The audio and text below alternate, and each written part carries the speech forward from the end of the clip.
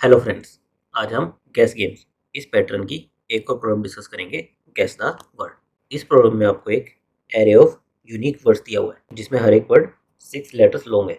इन words में से एक वर्ड को सीक्रेट वर्ड चुना गया है। आपको इस सीक्रेट वर्ड को गैस करना है। उसके लिए आपको हेल्पर फंक्शंस क्या दिए हुए हैं। आपको एक एपीआई दी है गैस वर्ड। आप एक वर्ड को गैस कर सकते हो तो आपको रिटर्न में फीडबैक क्या मिलेगा, -1। अगर वो वर्ड आपके वर्ड्स में एग्जिस्ट ही नहीं करता। अगर एग्जिस्ट करता है तो आपको क्या मिलेगा, एक इंटीजर जो रिप्रेजेंट करेगा कि आपने जो गैस किया वर्ड और जो आपका सीक्रेट वर्ड है उनमें कितने मैच है। मैच का क्या मतलब है कि कितने नंबर ऑफ करेक्टर्स मैच हुए। साथ में हमें यहाँ पर एक इंपॉर्टेंट लाइन दी हुई है कि हमारे टेस्ट केसेस इस तरह से जनरेट हुए हैं कि हम एक रीजनेबल स्ट्रेटेजी के साथ इसको सोल्व कर सकते हैं। हमें ऑप्टिमल स्ट्रेटेजी की जरूरत नहीं है, हम एक रीजनेबल स्ट्रेटेजी लगाकर इसको सोल्व कर सकते हैं। बस हमें क्या यूज़ नहीं करना, ब्रूट फोर्स मेथड का यूज़ नहीं करना। और ये स्टेटमेंट इसलिए इंपॉर्टेंट है क्योंकि इस प्रॉब्लम की जो ऑप्टिमल स्ट्रेटेजी है वो थोड़ी सी कॉम्प्लेक्स है, लेकिन जो एक रीजनेबल स्ट्रेटेजी है वो इजी टू अंडरस्टैंड है और इस प्रॉब्लम के लिए सफिशिएंट रहेगी। एग्जाम्पल के लिए हमने यहाँ पर एक एरे ऑफ स्ट्रिंग्स लिया है और हमने सीक्रेट वर्ड क्या चुन लिया है, ABCXYZ, जो कि हमारे स्ट्रिंग में यहाँ पर एग्जिस्ट करता है। अब हमें इसे गैस करना है। हमें नहीं पता कि हमारा सीक्रेट वर्ड कौन सा है, तो हम क्या करेंगे, हम कोई एक रैंडम गैस मारेंगे। हम मान लेते हैं कि हम फर्स्ट वर्ड ये गैस मारते हैं। अब हमारा ये क्या है, ABCDEF, और ये क्या है, ABCXYZ। तो हमें रिटर्न क्या होगा, इन दोनों में कितने नंबर ऑफ करेक्टर्स सेम है। कितने सेम है, ABC ये सेम है, 3 करेक्टर सेम है, तो हमें रिटर्न हो जाएगा 3। नाउ हम इस इंफॉर्मेशन का यूज़ कैसे कर सकते हैं। अब अगर मैं देखूँ, अगर ये वाला वर्ड मेरा सीक्रेट वर्ड होता, यानी कि ये और ये सेम होते, ये वाला वर्ड अगर मेरा सीक्रेट वर्ड होता तो ये दोनों वर्ड्स मेरे सेम होने चाहिए थे। और हमने अभी सीक्रेट वर्ड के साथ हमारा जो गैस वर्ड किया था उसका ये देखा है कि उसमें नंबर ऑफ मैचेस कितने थे।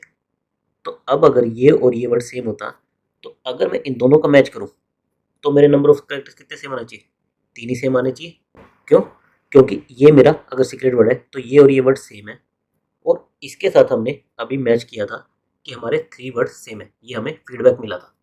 तो अगर हम गैस वर्ड और इस वर्ड का अगर हम इन दोनों का मैच निकालें तो 3 आना चाहिए। अगर 3 नहीं आ रहा, जैसे इसके इसमें हमारा कितना मैच आएगा, AB 2 आएगा। तो इसका मतलब क्या होगा कि ये वर्ड हमारा सीक्रेट वर्ड नहीं हो सकता। सिमिलरली अगर हम इसका इस वर्ड के साथ मैच देखें, कितना मैच आ रहा है, 0 मैच आ रहा है। हमारा किसी भी पोजीशन पर लेटर मैच नहीं कर रहा, तो ये भी हमारा सीक्रेट वर्ड नहीं हो सकता। हमारा सीक्रेट वर्ड कौन सा हो सकता है, जैसी है ABCGHI, इसके साथ अगर मैच करेंगे तो कितना आएगा, 3 आएगा। और हमारा सीक्रेट वर्ड के साथ मैच भी 3 आया था, यानी कि ये हमारा एक पॉसिबल कैंडिडेट है जो कि सीक्रेट वर्ड हो सकता है। सिमिलरली इसका और हमारे गैस वर्ड इसका अगर करेंगे तो भी 3 आएगा, तो ये भी हमारा एक कैंडिडेट वर्ड हो सकता है। इसके साथ देखेंगे कितना आ रहा है, 2 आ रहा है, तो ये हमारा कैंडिडेट वर्ड नहीं हो सकता। हमारा कैंडिडेट वर्ड कौन सा हो सकता है, जिसका अगर हम हमारे गैस वर्ड के साथ मैच करें तो सेम रिजल्ट आए जो हमारा सीक्रेट वर्ड के साथ कंपेयर करने पर आया था, यानी कि इस केस में 3 रिजल्ट आए। इस तरह से क्या होगा, ये भी हमारा एलिमिनेट हो जाएगा, ये हमारा रह जाएगा, इसमें भी 3 मैचेस है। तो अब हमारे वर्ड्स कौन कौन से रह गए, एक ये रह गया, एक ये रह गया और एक ये रह गया। ये वर्ड तो हम ऑलरेडी गैस कर चुके हैं, तो ये भी एलिमिनेट हो गया। ये वर्ड भी एलिमिनेट हो गया, ये वर्ड भी एलिमिनेट हो गया, ये भी, ये भी। हमारे कितने वर्ड बचे, 3 वर्ड बचे। तो अब हम क्या करेंगे, नेक्स्ट गैस इन 3 वर्ड्स में से मारेंगे। तो हम इस वर्ड को गैस मार देते हैं कि जो बचे हुए वर्ड में हमारा सबसे पहला वर्ड है हम उसको गैस मार देते हैं। अगेन हम देखेंगे इसको और सीक्रेट वर्ड को, इसमें कितने मैच आ रहे हैं, 3 मैच आ रहे हैं। और अब जब हम इनसे कंपेयर करेंगे तो हमारे इसमें भी 3 मैच बचे, इसमें भी हमारे 3 मैच बचे। तो हमारा केवल ये वाला वर्ड ये एलिमिनेट होगा। फिर हम क्या करेंगे, अगेन एक और गैस मारेंगे, इस वर्ड के साथ गैस मारेंगे। अब हमारा रिजल्ट क्या आएगा, 6, कि हमारे 6 से 6 मैचेज है। 6 से 6 मैचेज है, इसका मतलब क्या हुआ कि हमने सीक्रेट वर्ड को ढूंढ लिया है।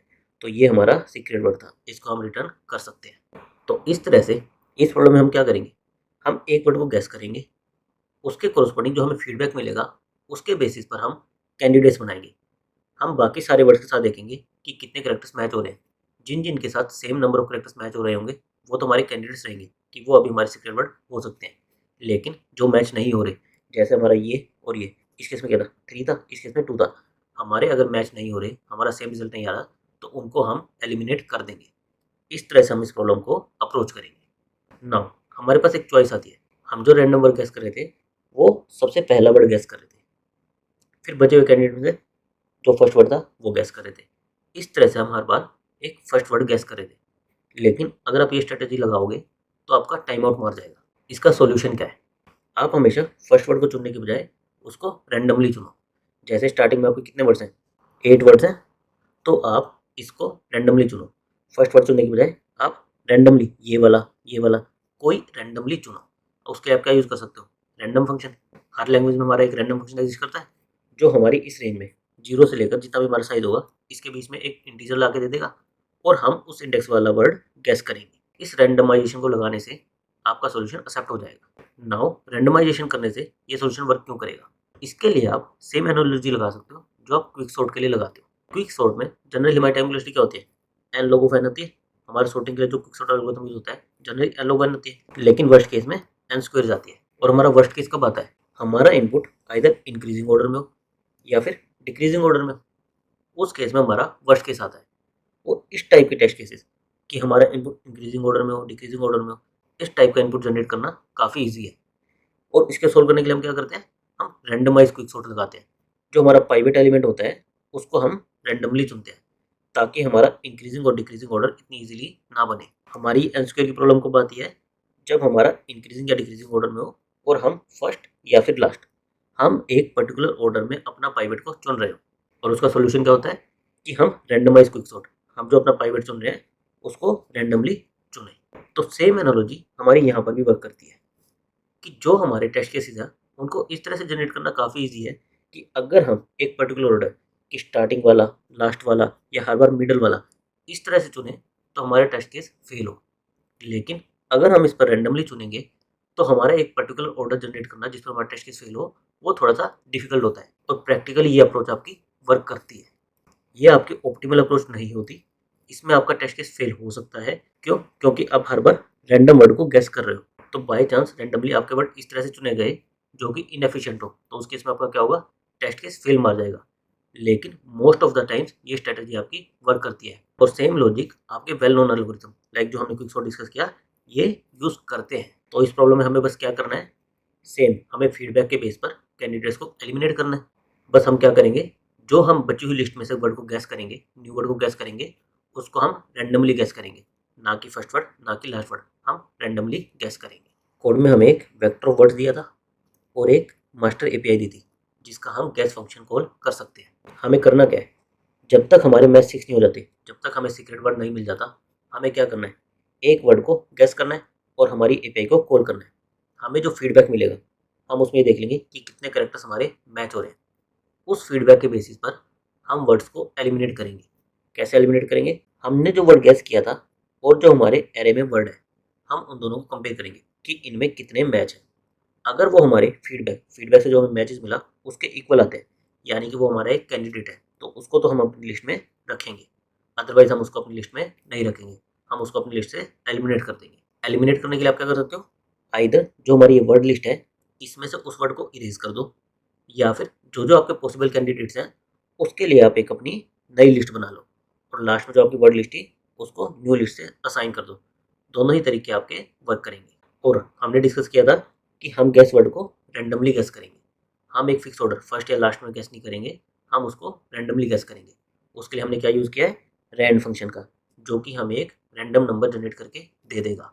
और इसका हमने वर्ड साइज इसके साथ मोड ले लिया है। क्यों? क्योंकि हमारी रेंज क्या होगी? 0 से लेकर जो भी हमारे वर्ड्स का साइज होगा उतनी रेंज में हमें वर्ड्स को गैस करना है, उतने हमारे इंडेक्सेस हैं। तो हमारा जो रैंडम नंबर आया उसको अपनी इस रेंज में लाने के लिए हमने उसका वर्ड डॉट साइज जो भी हमारी लिस्ट का साइज है उसके साथ मोड ले लिया। और ये हमारा रैंडम नंबर फंक्शन क्या है? जो आप इसको सीड पास करते हो वो उसके कोरोस्पोंडिंग हर बार सेम रिजल्ट जनरेट करेगा। मान लो आपने सीड पास किया 42, तो जब तक आप वो सेम सीड 42 पास करते जाओगे तो रैंडम जनरेटर एक सेम सीक्वेंस आपका जनरेट करेगा। तो इसको ट्रूली रैंडम बनाने के लिए हम क्या करते हैं? हम सीड अलग अलग पास करते हैं। हम चाहते हैं कि हर बार जब हम रैंडम नंबर बनाएं, हर बार जब इस टेस्ट केस को रन करें, हमारे रैंडम नंबर का जो सीक्वेंस जनरेट होगा वो हर बार अलग हो। उसके लिए हमें क्या करना पड़ेगा? हर बार एक रैंडम सीड पास करना पड़ेगा। सीड कैसे पास करते हो? एस रैंड इस फंक्शन के अंदर आप सीड पास कर सकते हो। और ये सीड हमेशा फिक्स ना हो, इसलिए हम क्या करते हैं? हम जो हमारे सिस्टम का टाइम है ये पास कर देते हैं। कैसे पास करते हैं? टाइम 0। इससे हर बार आपके सिस्टम का टाइम पास हो जाएगा एज ए सीड। और ये हर बार अलग होगा, तो इसलिए आपका हर बार रैंडम सीक्वेंस अलग जनरेट होगा। तो इस तरह से हम ट्रू रैंडमाइजेशन अचीव कर सकते हैं। नाउ इसकी हमारी टाइम कॉम्प्लेक्सिटी क्या होगी? यहाँ पर हम हमारे एरे पर लूप चला रहे हैं और इसके अंदर हम मैच फंक्शन ये कॉल कर रहे हैं। अभी हम ये फंक्शन भी देख लेते हैं कि ये फंक्शन वर्क कैसे करता है। बेसिकली इस फंक्शन में हम क्या कर रहे हैं, इन दोनों स्ट्रिंग्स को कंपेयर कर रहे हैं कैरेक्टर बाय कैरेक्टर, और जितने कैरेक्टर्स मैच हो रहे हैं वो हम एज इंटीजर रिटर्न कर दे रहे हैं। हमने यहाँ पर वर्ड्स के लिए लूप्स लाए, तो ये हम मान सकते हैं n साइज का लूप है। इसके अंदर मैच, इसकी आपकी टाइम वेलोसिटी क्या होगी, आपका 6 साइज का स्ट्रिंग है तो ये 6 इतने साइज का लूप लगाएगा, जिसको आप कॉन्स्टेंट भी मान सकते हो। तो यानी कि इसकी हमारी टाइम वेलोसिटी क्या आएगी, ऑफ n। और ये लूप कितनी बार चलेगा, जब तक आपका सीक्रेट वर्ड नहीं मिल जाता, यानी कि जितने नंबर आप गैस करोगे। तो आपकी ओवरऑल टाइम वेलोसिटी क्या आ जाएगी, नंबर ऑफ गैसेस इंटू में n इंटू में 6, ये आपकी टाइम कॉम्प्लेक्सिटी आ जाएगी। और स्पेस कॉम्प्लेक्सिटी क्या आएगी, आप एक कैंडिडेट लिस्ट बनाओगे, इसके लिए आपका स्पेस लगेगा ऑफ n। नाउ अभी हम ये मैच फंक्शन देख लेते हैं कि आप कैरेक्टर्स को मैच कैसे कर रहे हो। इसके लिए हम सिंपली क्या कर रहे हैं, एक 6 साइज का लूप लगा रहे हैं। बेसिकली ith कैरेक्टर दोनों स्ट्रिंग में मैच कर रहे हैं। अगर मैच हो जा रहा है तो हम काउंट को इंक्रीमेंट कर दे रहे हैं, और लास्ट में जितने भी हमारे कैरेक्टर मैच होंगे उसका काउंट हम रिटर्न कर देंगे। तो सिंपली ये हमारा कॉन्स्टेंट फंक्शन है, एक फिक्स 6 साइज का लूप लगेगा।